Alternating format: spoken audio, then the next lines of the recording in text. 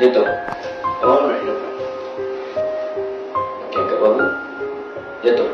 Okey, cantik. Okey. Ada rasa sampai pinggang? Terasa kat pinggang. Pinggang kan? Alright.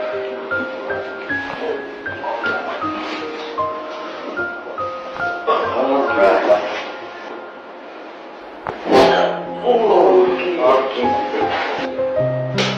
Alright.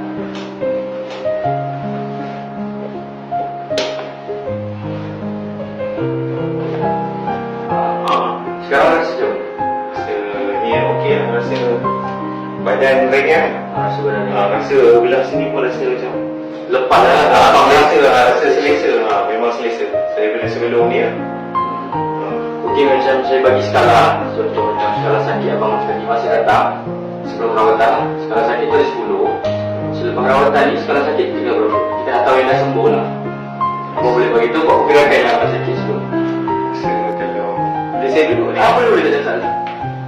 Buat je. macam sebelum ni saya memang sakit macam ni, tak boleh duduk lah. Sekarang okey. Sekarang okey. Time sakit 10. Okey. Yang dah sembuh tu berapa? Tinggal 1 kot kata. Maksudnya 9 dah sembuh. 9 tu sembuh lah. Memang saya dah boleh duduk. Tidak, memang kita nak solat pun dah rasa macam Sakit ni. tak selesa. Bila kita nak bangun pun rasa macam Beban. beban besar kan. Kena slow-slow lah. Kena slow bangun, slow. Ini dah duduk tadi pun Okey, Alhamdulillah.